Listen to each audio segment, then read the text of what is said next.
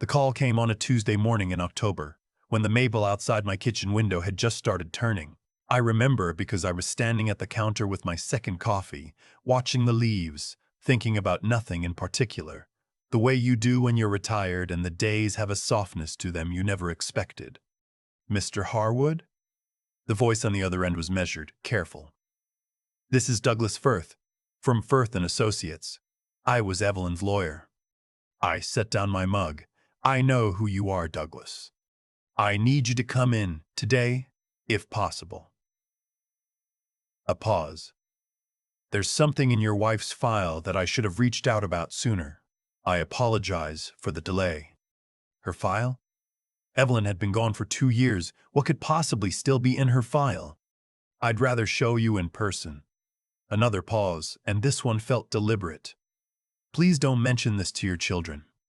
I stood there for a moment after he hung up, looking at the maple, the coffee going cold in my hand. Evelyn and I had been married for 38 years. We met in Sudbury in the winter of 1984. She was a nurse, I was a shift supervisor at the smelter, and we were both at the same New Year's party that neither of us had wanted to attend. She spent the first hour talking to everyone except me. I spent the first hour watching her do it. By midnight, I had asked for her number and she had laughed and said, "You could have asked 2 hours ago." That was Evelyn. She never wasted time on things that didn't matter, and she had very little patience for people who did. We had 3 children. Our oldest, Nate, was born in 87. Then came our daughter, Becca, in 90. And the youngest, Owen, arrived in 94, a surprise we hadn't planned for but hadn't minded either. We raised them in a house on Elm Creek Drive in Barrie, Ontario. A 4-bedroom with a backyard big enough for a garden and a hockey net that never quite got put away for winter. I worked the smelter for 22 years and then moved into safety consulting. Evelyn worked part-time at the clinic until her knees started going, and then she ran the household with the same quiet efficiency she brought to everything else. We weren't wealthy, but we had built something, a paid-off house, a modest investment portfolio, 2 cars and a fishing cabin up near Huntsville that I had inherited from my own father. We were comfortable, more than comfortable. When Evelyn got her diagnosis, pancreatic, the doctor had been honest with us in the way that good doctors are honest, which is to say he told us the truth without softening it into something unrecognizable. 6 to 10 months. She made it 14, which felt like both a miracle and a cruelty because, by the end, she was not herself in ways that broke my heart to think about. She died on a Wednesday in June, 2 years ago now. The kids flew in. There was a service at St. Andrew's. Afterwards, people came to the house and ate sandwiches and said things like, "She was so strong, and she's at peace now." And I smiled and nodded and waited for everyone to leave so I could sit alone in the kitchen and finally cry. Douglas Firth's office was on Dunlop Street, above a travel agency that had somehow survived the internet. I'd met him twice before, once when Evelyn and I had updated our wills, and once at the service briefly. He was a quiet man in his 60s, precise the way accountants are precise, someone who chose words carefully and meant them. He shook my hand and gestured to the chair across from his desk. He didn't offer coffee. "Thank you for coming in so quickly, Mr. Harwood." "It's Warren," I said. "You've known me for 12 years. He nodded once, opened a folder. When Evelyn came to see me, about 4 months before she passed, she brought something with her and asked me to hold it. He reached into the folder and placed a sealed envelope on the desk between us. Her handwriting was on the front, just my name. "Warren, she said to give it to you directly, not to the estate, not to the children. To you, in person, and only after sufficient time had passed for you to be thinking clearly." I looked at the envelope. Her handwriting had always been precise, a little old-fashioned, the kind of cursive they don't really teach anymore. 2 years is sufficient time, I said. She thought so too. She said, and I wrote this down because she was quite specific. She said, "Give it to him when he stopped grieving and started noticing things again." I picked up the envelope. It was heavier than I expected. "Should I leave you alone?" Douglas asked. "No," I said. "Stay." I opened it carefully, the way you open something you can't unopen. Inside was 4 pages, handwritten, front and back. The date at the top was February of the year she died, 4 months before the end, which meant she was already in the difficult stretch, already losing weight faster than any of us wanted to acknowledge. I started reading. Warren, if you're reading this, then Douglas did what I asked, and enough time has passed for you to be yourself again. I hope you've been eating properly. I hope you still go to the cabin in August. I hope you've let yourself be a little happy. I need to tell you some things I was afraid to say out loud while I was alive. Not because I thought you wouldn't listen, but because I knew you would, and I knew what you'd do, and I needed you to wait until you were strong enough to do it right. I've been watching our children for the last few years, Warren. Not all of them. Nate has been watching us. I stopped reading. I looked up at Douglas. He was looking at his hands. I kept reading. I don't know when it started. Maybe it always was there and I just didn't want to see it. But over the last 2 years, since we told them I was sick, I have noticed things. Nate asks about the will more than a son should. He has asked me twice, once directly, once through Becca, who I don't think realized what she was being used for, whether we had considered changing our financial planner. Both times he mentioned a man he knew who got better returns. I looked into this man. He is Nate's former college roommate. He has also asked 3 times whether the cabin was in the will separately or part of the general estate. I told him I didn't know. This was a lie. I know exactly how it's structured. I just didn't want him to know that I was paying attention. Last October, when you were in Toronto for your safety conference, Nate came to the house alone. He told me he just wanted to visit, but he spent most of the afternoon in your office. And when I went to check on him, he said he was looking for the insurance documents because he wanted to help us get organized. Warren, I had already organized those documents 2 months earlier and put them in the blue binder on the second shelf. He wasn't looking for the insurance documents. I don't know what he was looking for, but I know it wasn't that. I want to be fair to him. I want to say maybe I'm wrong. But I have been a nurse for 25 years, and I have sat with enough frightened families to know the difference between grief and calculation. Nate is not grieving, Warren. He is planning. I don't think Becca knows. I think she loves you and is just tired and sad. I don't think Owen knows either. You know Owen, he can barely organize his own sock drawer, let alone a scheme. What I'm asking you to do is this. Pay attention. Don't confront. Just watch. And when you know, and you will know, protect what we built. Not for us. For Becca's kids. For Owen, if he ever gets himself sorted out. For the food bank on Bayfield Street, where I volunteered for 11 years and where they are always underfunded. I love you more than you ever fully believed. That was always your one flaw. Evelyn. I sat in Douglas Firth's office for a long time after I finished reading. How much did she tell you? I asked finally. The broad strokes. She was worried about one of your children. She didn't name names to me. She names to me. He nodded slowly. What would you like to do, Warren? I folded the letter carefully, slid it back into the envelope. Right now, I'd like to go home and think. And then I'd like to start paying attention. The house on Elm Creek Drive was quiet when I got back. Nate had moved out years ago. He had a place in Mississauga with his wife Colleen and their 2 daughters. He was a project manager for a commercial development firm successful by most measures, the kind of successful where you drive a car that costs more than your parents' first house and you mention it without mentioning it. He called me every Sunday. We talked about hockey and the weather and whatever renovation he was doing to his house. He asked about my health in the way that felt like data collection. I had always told myself I was being uncharitable. Now I wasn't sure. I went into my office and sat down and tried to think about what I actually knew versus what I feared. What I knew, Nate had asked about the will. Nate had asked about the cabin. Nate had been in my office alone when I wasn't home. What I feared, everything else. I decided to start small. I called my financial advisor, a woman named Tanya, who had managed our portfolio since 2009 and had never given me any reason to doubt her. I told her I wanted to review everything, the RRSP, the TFSAs, The non-registered accounts, the structure of the cabin ownership. She was surprised but not alarmed. We set up a meeting for the following week. That same afternoon, I walked into my office and spent an hour going through every drawer. Most of it was what it was supposed to be. But in the bottom right drawer, the one I rarely opened because it held mostly old warranties and instruction manuals, I found something that didn't belong. A folded sheet of paper in Nate's handwriting. A list. House assessed value 2022, cabin, Huntsville, assessed. Investment accounts, ask about structure. Life insurance, beneficiary confirmed. Monthly pension transferable. Below the list, a note to himself.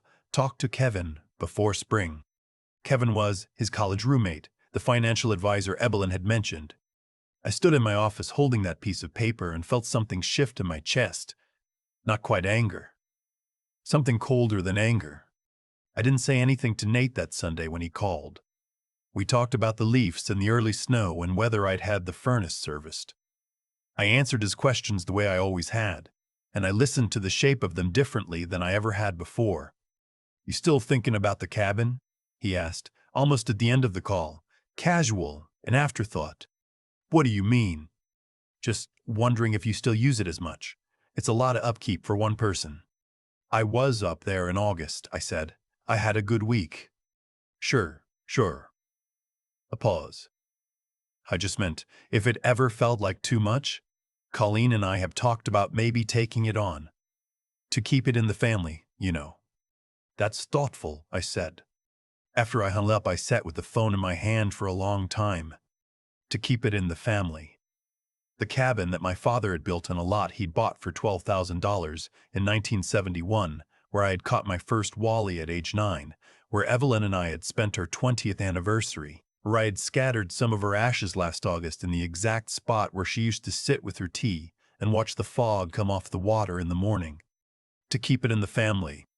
I called Becca the following Wednesday. She lived in Ottawa with her husband Ray and their 2 boys, Marcus and Jonah, 7 and 9, whom I adored unreservedly. Ray was a high school geography teacher, the kind of solid, patient man who coaches soccer on weekends and never has an ulterior motive for anything because he genuinely doesn't think that way. I didn't tell Becca about the letter. I just called to talk, the way I should have been doing more of since Evelyn died. We talked for an hour and a half. About the boys. About Ray's mother, who had been having health issues. About whether I was lonely, which Becca asked directly and which I appreciated. "Honestly," I said. "Honestly. Sometimes. But not as much as I expected to be. Your mother and I, we were so self-contained for so long. I've got my routines now. I worry about you being alone up there."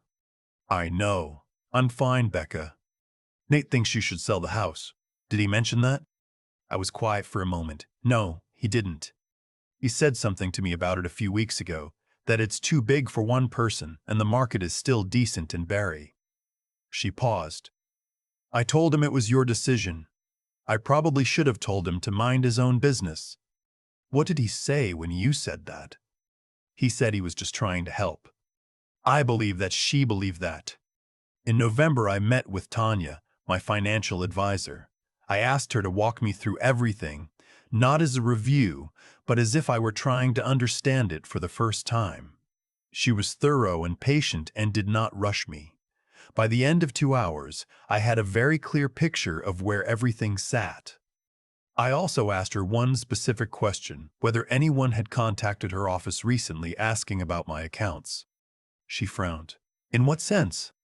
"Anyone calling to inquire. On my behalf, they might have said." She checked her records. Then she looked up at me with an expression I didn't like. "About 6 weeks ago, we received an email from someone who identified himself as your son, Nathan Harwood. He said you'd asked him to get some general information about the portfolio structure for estate planning purposes." I kept my face very still. "What did you tell him?" "We told him we couldn't discuss client accounts without written authorization from the client." She paused. "We did send you a notification, Warren, a standard form letter to your address on file." "I don't think I received it." She pulled it up. It had been sent to an old address, a P.O. box I'd had years ago and hadn't thought to remove from the system. "I'd like to update my information today. I said, and add a note to my file. No inquiries from any third party, not even family, especially family.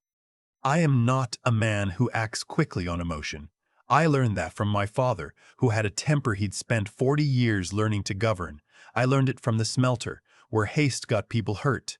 I'd learned it from Evelyn herself, who used to say, "Think about what you want the end to look like before you take the first step." So I thought about it. For 3 weeks, I thought about very little else. I thought about the boy Nate had been.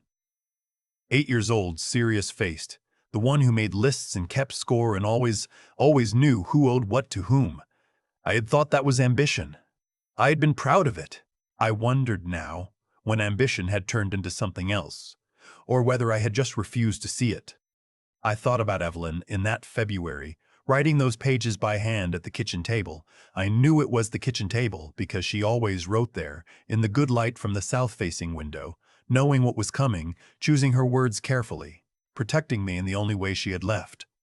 I thought about Marcus and Jonah, who called me Grandpa War because Marcus couldn't pronounce Warren when he was 2 and it had stuck, who deserved a grandfather who left them something more than the memory of a man who had let things slide. By December, I had made my decisions. The first call I made was to Douglas Firth. "I need to change my will," I said. "All right," he said without asking why. I told him what I wanted. He wrote it down. It took 3 appointments over 2 weeks to get it right, but we got it right. The cabin and its lot would go into a trust, structured so that it would remain in family use. Any of my children and their families could use it, but no one could sell it without unanimous consent of all 3. And after all 3 were gone, it would pass to Marcus and Jonah. I had seen too many inherited properties quietly sold by one sibling while the others weren't paying attention. That would not happen here. The house on Elm Creek Drive I would sell myself when I was ready, and on my own timeline. The proceeds would go partly to Owen to help him get settled. He was 30 now and still finding his footing, working at a landscape company in Guelph that he seemed to actually like, and partly to the food bank on Bayfield Street, which I had already called to introduce myself. The woman who ran it was named Maureen, and she had cried a little when I told her what I was thinking, and then apologized for crying. And I had told her that Evelyn would have liked her. The investment accounts I divided deliberately and with full attention to what each of my children actually needed versus what they assumed they were owed. I will not detail those numbers here. What I will say is that Nate's share was not nothing, because I am not a man who punishes out of anger, but it was less than he had calculated, and there were conditions attached. I had been in Douglas's office the 3rd time, reviewing the final documents, when Douglas looked up from the pages and asked me something I hadn't expected. "Have you spoken to Nate?" "Not about this." "Are you going to?" "I thought about it. Not until I have to. I want the documents signed and filed first. After that, when the time is right." Douglas nodded. Evelyn was wise to wait. "She was wise about most things," I said. "I should have paid more attention while she was around to notice." The conversation with Nate happened in February, 3 months after I'd read the letter. He came to Barry for what he said was a visit, and I let it be a visit first.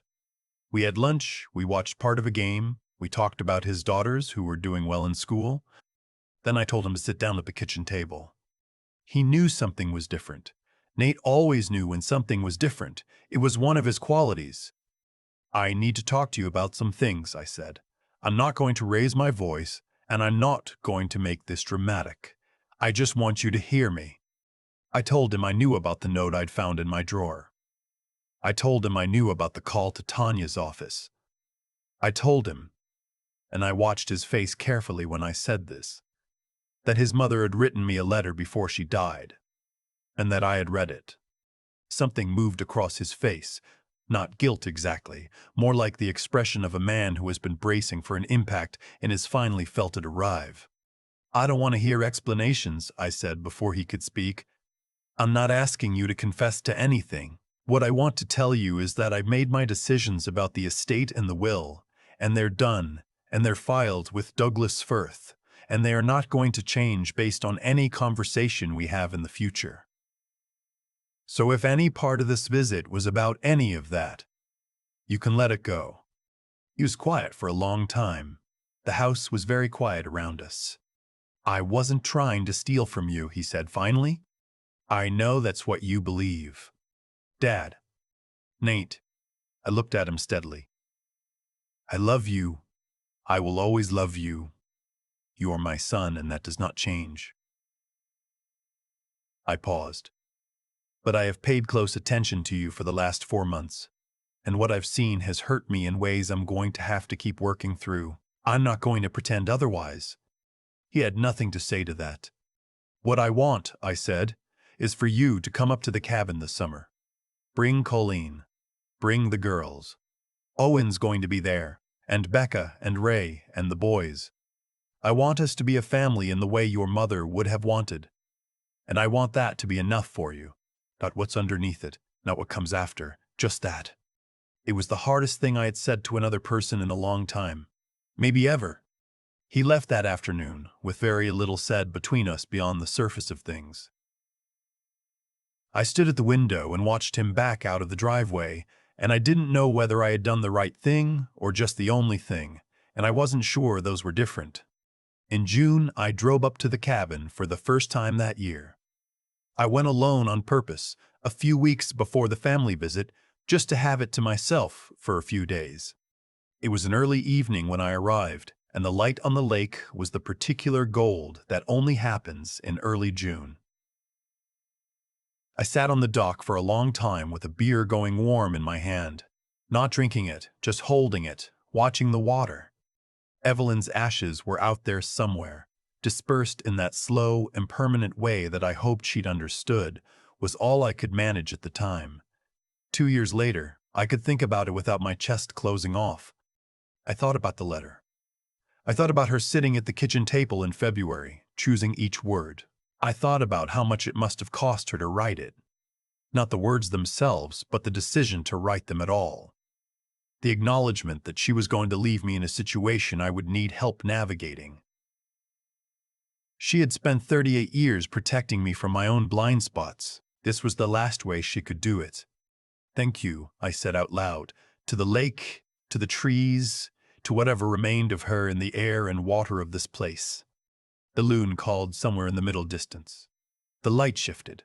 I finally drank the beer. A few weeks later, Nate arrived with Colleen and the girls, and we were all awkward for the first day. And then, less awkward on the second. And by the third day, the girls were swimming off the dock while Owen tried to teach them to cast, and Becca and Ray were arguing amiably about how to properly make a fire, and Nate was standing beside me at the water's edge, quiet, both of us watching the kids. "This is a good place," he said. "Yes," I said, "it is." He didn't say anything else, and neither did I, and I understood that this was all we were going to be for a while. Two people standing beside water, trying to find their way back to something that might have always been a little more complicated than either of us admitted. That night I wrote in the small journal I'd started keeping, a habit Evelyn would have approved of, and when I was done, I looked at what I'd written and thought that it wasn't a perfect ending, because there are no perfect endings. There are only the choices you make, and the people you keep, and the places that hold everything you couldn't say out loud. I closed the journal and listened to the lake. I keep coming back to that piece of paper I found in my drawer. Nate's handwriting. The list of numbers, assessed values, a note to call Kevin. It wasn't a dramatic thing. No forged signatures, no stolen cash, no confrontation in a lawyer's office with raised voices. Just a folded sheet of paper, quietly made, quietly hidden, by a man who had been doing the math on his father's life, while his father wasn't looking. I don't say that to condemn him. I say it because I spent a long time asking myself how we got there, and I think the honest answer is that it happened slowly, and partly because I let it. When you give without teaching the cost of what you're giving, you aren't raising gratitude, you're building expectation. Nate grew up in a house where things were provided, where problems got solved, where his mother and I handled what needed handling. We were proud of that. We thought it was love. And it was love. But somewhere along the way, it also became a lesson we didn't mean to teach, that resources flow toward him, that this is simply how things work. What Evelyn understood, and what I had to learn from a letter written in February when she was already running out of months, is that real clarity about the people you love requires you to look at them honestly, rather than hopefully. That is harder than it sounds. Every parent wants to see the best version of their child. Wanting to see it doesn't make it the whole picture. What I had to find, and finding it took time, and a certain amount of sitting alone at a lake with a beer going warm, was the steadiness to act on what I actually knew rather than what I wished were true. Not to blow everything apart, not to punish, just to make decisions from a clear place, with my eyes open, in a way that I could stand behind. That steadiness doesn't come from being tough. It comes from having thought something all the way through, from having sat with the hard parts long enough that you stop flinching at them. And then there's the question of what to do with what you know. Because knowing isn't enough on its own. Evelyn knew. She watched. She noticed. She felt the weight of it. And then, even in the last months of her life, she found a way to act. She didn't leave me a problem. She left me a map. That took a kind of courage I'm not sure I would have had in her position. The willingness to say the hard thing even when you won't be there to see whether it helped. I think about Becca's boys sometimes, Marcus and Jonah, running off the dock, learning to cast from their Uncle Owen. They're going to inherit something from me someday. I hope it's more than property. I hope it's the understanding that what you build means nothing if you don't build the character to go with it. The decency to be honest about what you see, the judgment to act on it wisely, and the backbone to see it through when it would be easier to look away. That's what Evelyn left me, really. Not a warning. A standard. I'm still trying to live up to it.